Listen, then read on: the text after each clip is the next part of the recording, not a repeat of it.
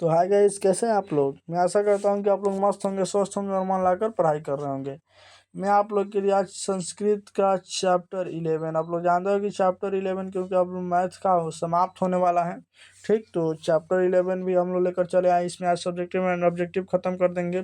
अभी तक जो विद्यार्थियों ने क्या चीज़ नोट्स नहीं लिया है, इस चैनल पे आके नोट्स ले लें।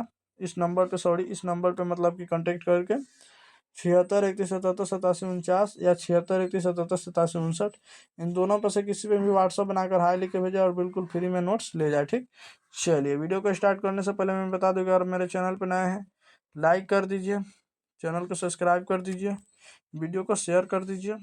चलिए, किसी प्रकार की दिक्कत नहीं ना। चलिए, कौन सा आज हम लोग 11 चैप्टर पढ़ने वाले हैं। 11 चैप्टर यहाँ पे है। चलिए, व्याघ्रपति कथा, ये वाला भी क्वेश्चन चैप्टर भी बहुत मतलब मस्त है। ठीक, किसी प्रकार की दिक्कत नहीं ना। चलिए, व्याघ्रपति कथा के आधार पर बताइए कि दान किसको देना चाहिए। इसमें होता क्या है, इस कहानी के बारे में थोड़ा आपको हम बता दें। इस कहानी में क्या है कि एक बेचारा पथिक होता है और मतलब एक शेर होता है। ठीक, और इस शेर के और पथी के बीच मतलब कि एक सोना का कंगन देता है। शेर ढेर दिन से भुखाया रहता है और उसको खाने का कुछ नहीं मिलता है, तो सोने का कंगन देकर किसी को फंसाना चाहता है और उसी तरह इस पथिक को फंसा लिया है। चलिए, इसके बारे में जानेंगे पूरा फुल। तो व्याघ्रपति कथा के आधार पर बताया कि दान किसको देना चाहिए। इस पाठ के आधार पर बताया गया है कि दान गरीबों को देना चाहिए, ना कि धनी लोगों को। जिसको उपकार नहीं करना उसे दान करना चाहिए। सॉरी, जिसे कोई उपकार नहीं करना हो उसे दान देना चाहिए। स्थान, समय और उपयुक्त व्यक्ति को ध्यान में रखकर दान देना चाहिए। ठीक, किसी प्रकार की दिक्कत मतलब दान देना ठीक है, लेकिन अब दान अपना पूरा पीछे का जितना भी आपके बैकग्राउंड है सब दे दीजिएगा, तो आपके पास क्या बचेगा उसके लिए आपको मतलब कि ध्यान में रखना होगा। ठीक, किसी प्रकार की दिक्कत नहीं ना। चलिए, सोने के कंगन, क्या सोने के कंगन को देखकर पथिक ने क्या किया। देखिए, पथिक ने सोने के कंगन को देखकर सोचा कि ऐसा मौका भाग्य से ही मिलता है। अब वहां पे गया है, वहां पे गया है और बोल रहा है क्या कि बताइए हमको सोना का कंगन चाहिए। तो बोल रहेगा कि ऐसा मौका भाग्य से ही मिलता है। दे रहा था उसको और वो कह रहा था जाइए उस तालाब में नहा के आइए। और तालाब जो था कीचड़ से भरा हुआ था, उसमें जाइएगा, आप फंस जाइएगा और उसमें जाके से खा लेगा। ठीक, तो ऐसे कर रहा था। देखिए, मतलब कि भाग्य से ही मिल सकता है वो सोच रहा है, किंतु जिस कार्य में खतरा हो उसे नहीं करना चाहिए। वो भी ये भी सोच रहा है कि जिस कार्य में खतरा हो उसे नहीं करना चाहिए, लेकिन ये भी याद रखिएगा जिसमें खतरा हो उसे नहीं करना चाहिए, जिसमें रिक्स हो लेकिन उसे करना चाहिए। ठीक, तो वो बोला कि फिर लोग बस उसने सोचा कि लोग बस उसे सोचा कि धन कमाने के लिए कार्य में खतरा तो होता ही है। इस तरह वो लोभ में क्या हो गया, वशीभूत हो गया और वहाँ बाघ की बातों में आ जाता है। जैसे सोचता है कि अगर धन कमाना है तो रिक्स तो लेना पड़ेगा। रिक्स लेने के चक्कर में वो गया और उस तालाब में नहाने, जिसके चलते फंस गया और फंसने के बाद उसको आया शेर, उसको चीर के फाड़ के खा गया, अपना भोजन बना लिया। अब देखिए, धन और दावा किसको देना चाहिए। व्याघ्रपथिक कथा के माध्यम से बताया गया है कि धन उसे उचित देना है जो निर्धन होता है, तथा दावा उसे देना होता है जो रोगी होता है। अर्थात तो धनवान को धन नहीं दिया जाता है, निरोगी को दावा नहीं दिया जाता है। ठीक, याद रखिएगा। चलिए, व्याघ्रपति कथा पाठ के कहाँ से लिया गया है, इसके लेख कौन कौन है तथा इसके क्रिया शिक्षा इससे क्या शिक्षा मिलता है। तो व्याघ्रपति कथा हितोपदेश ग्रंथ से मित्र लाभ खंड से ली गई है। इसके लेखक नारायण पंडित जी हैं। इस कथा के द्वारा नारायण पंडित जी हमें यह शिक्षा देते हैं कि दुष्टों के बात पर लोभ में आकर विश्वास नहीं करना चाहिए। नहीं चाहिए, सोच समझ कर ही काम करना चाहिए।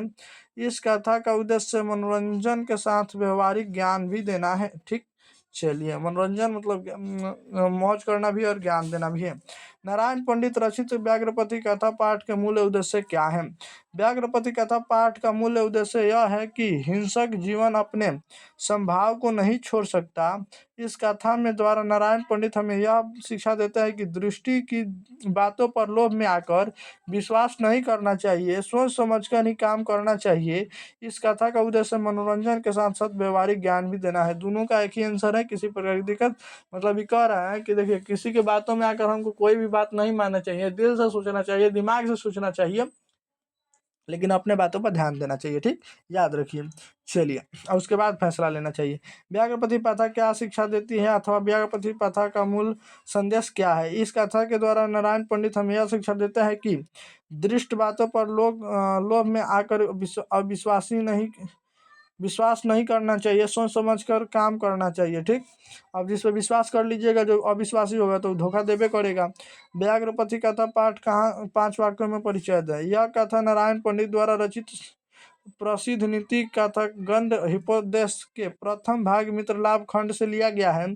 इस कथा के लोग विशिष्ट व्यक्ति की दुर्दशा का निरूपण है। आज के समाज में छल कपट का वातावरण विद्यमान है। यहाँ अल्प वस्तु के लोगों आकर्षित होकर लोग अपने प्राण और सम्मान से वंचित हो जाते हैं। एक बाघ की चाल में फंसकर लोभी पथिक मारा गया। इसका मतलब कि यहाँ पे जो आजकल जो हो रहा है, इसमें बहुत सारे लोग फंस रहे हैं, और इसे बचने के लिए अपने दिमाग को यूज कीजिए। ठीक, और अपने शरीर को मतलब बचाए रखिए, नहीं तो इसे करने के बाद लोग प्राण और सम्मान से वंचित हो जा रहा है, नहीं वो मर जा रहा है, सीधा सीधी मार दिया जा रहा है।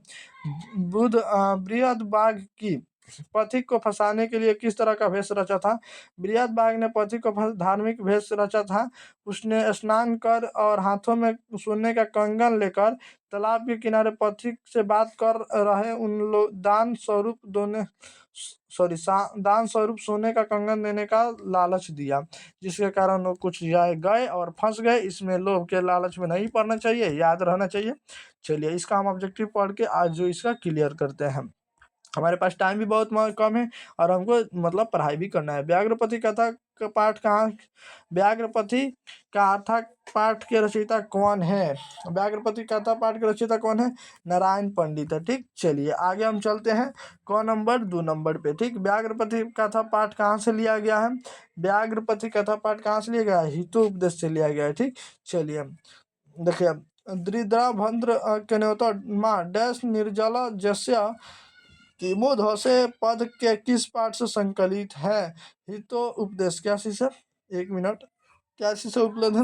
व्याघ्रपति कथा से अति है संबंध। ठीक, हितो उपदेश के रचयिता कौन है? हितो उपदेश के रचयिता नारायण पंडित है। किसी प्रकार की दिक्कत नहीं ना? हितो उपदेश में कौन कहानी किसके संबंध में है?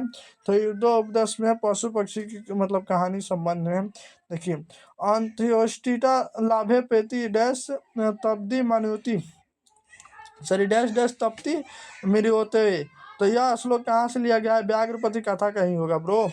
चलिए, किसी प्रकार की दिक्कत नहीं ना? चलिए, बाघ हाथ फैलाकर क्या दिखाना चाहता था? सोने का कंगन। ठीक, चलिए, सोने के कंगन ग्रहण करो, ऐसा कौन बोल रहा था? बाघ बोल रहा था। किसी प्रकार की दिक्कत नहीं ना? कौन कीचड़ में फंस गया था? बाघ कीचड़ में पथिक कीचड़ में फंस गया। पथिक कीचड़ में फंस गया। किसी प्रकार की दिक्कत नहीं ना? चलिए, बूढ़ा बाघ क्या देना चाहता था? स्वर्ण कंगन यानी सोने का कंगन देना चाहता था। ठीक, चलिए, पथिक कहाँ फंस गया? पथिक कहाँ फंस गया? कीचड़ में फंस गया। ठीक, चलिए आगे, पथिक किसके द्वारा पकड़ा और खाया गया? बाघ के द्वारा ब्रो, बाघ के द्वारा। कौन स्नान कर हाथों में कुश लेकर सौरवे के किनारे बोल रहा था? बाघ बोल रहा था कि लीजिए, और मतलब कि हमको मुक्ति करना है। मैं वंशहीन हूँ, ऐसा किसने कहा? बाघ ने कहा ब्रो। चलिए, किसका भरण पोषण व्यर्थ है? किसका भरण पोषण व्यर्थ है? किसका भरण पोषण व्यर्थ है? विधवा का। क्या विधवा इसमें आंसर होगा?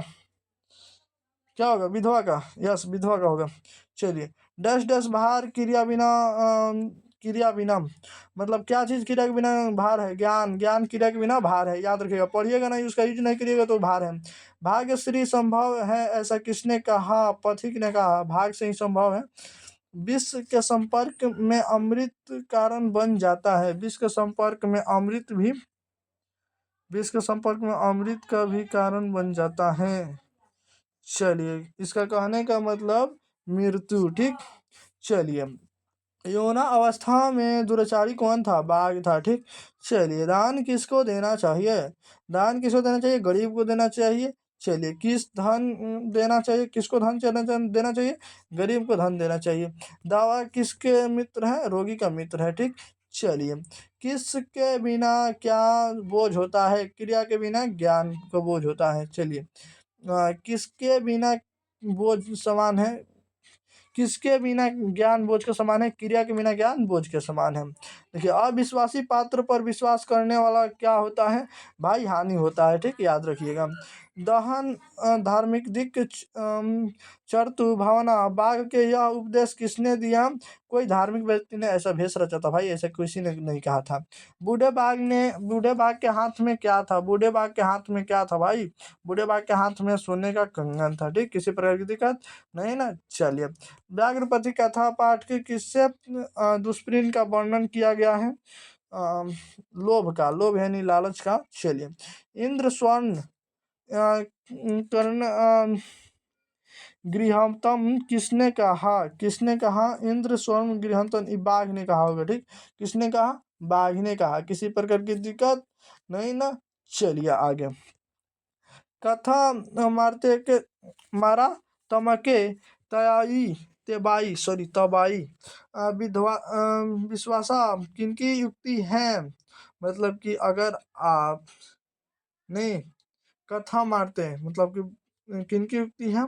ये जो है युक्ति है पथिक का। ठीक, किसी प्रकार की दिक्कत नहीं ना। देखिए, व्याघ्रपति कथा पाठ में किसके लिए कौनते शब्द का प्रयोग किया गया है? क्या चीज? कौनते शब्द का प्रयोग किया गया है? अर्जुन के लिए। ठीक, चलिए आगे, आह मोह पे क्या कहता है? आह मोह पे के पति जोशी किस पति तोशी किसने कहा? बाघ ने कहा कि मतलब आप फंस चुके हो, कृषि में कीचड़ में है। ओहो, मतलब ऐसे कहा। पथिक स्नान करने कहाँ गया भाई? तालाब में। उप तालाब नहीं, कीचड़ था। अब देखिए, पथिक कथा हितोपदेश के किस भाग से संकलित है? किस बात से? मित्र लाभ खंड से। ठीक, तो यहाँ हम लोग का होता है समाप्त 11 चैप्टर का। उससे पहले मैं बता दूं कि आपको पीडीएफ चाहिए तो इस नंबर पे कांटेक्ट कर लीजिए। नंबर स्क्रीनशॉट जल्दी से मार लीजिए और इस पे हाई लिख के बिल्कुल फ्री में 9 to 12 का पीडीएफ ले सकते हैं। ठीक, तो मिलता है नेक्स्ट वीडियो में, तो तक के लिए bye. Thank you so much. Video को लाइक कर दीजिएगा। ठीक, चलिए।